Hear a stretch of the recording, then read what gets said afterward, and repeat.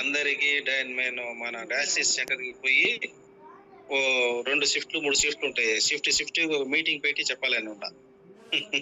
Great dialysis free చేయించాలా జనాల్ని? చెప్తా. ఎందుకంటే నా కాడ సాక్షాత్ ఫైళ్ళు ఉన్నాయి.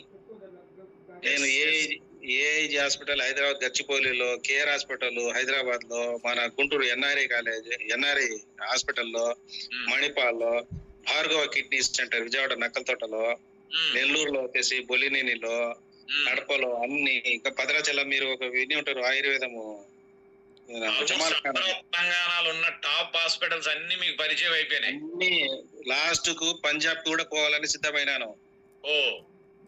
పంజాబ్ లో వచ్చేసి తొట్లలో నీళ్లు పెట్టి కరెంటు పెట్టి బాగా చేస్తుంటారు కిడ్నీ పేషెంట్ల కంటే.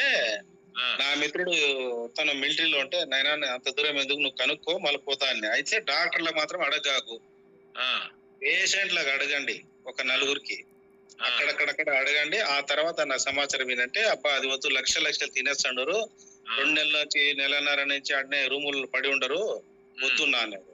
నేను సాలించుకుని ఏదో ఆ దేవుడు అంపిండు మనకు ఆ మందు VR4 110 ఆ తిన్న తర్వాత మళ్ళా నాకు జన్మ ఇచ్చినట్టుగా నేను సంతోషిస్తూ ఎంతో మందికి ఇదే క్లాస్ గా నాకు ఒక రోజుకు 1 గంట 2 గంట పిల్లలకు చెప్తుండ అందరి పోయి వెతికి సంతోషం సార్. అయితే మీ యొక్క పర్మిషన్ తో ఎవరైనా కిడ్నీ ప్రాబ్లం ఉంది, ఇబ్బంది పడుతున్న వాళ్ళు ఉంటే మీ నెంబర్ ను కూడా ప్రొవైడ్ చేస్తున్నాను. ఖచ్చితంగా నెంబర్ ఇస్తాము. వారికి కొంచెం మీరు భరోసానిచ్చి మీ అనుభవం చెప్పి వాళ్ళు కూడా నిర్ణయం తీసుకోవడమో సహాయం చేస్తారు sir. Okay sir. Thank you అండి అయ్యబ్ గారు. Thank you very much.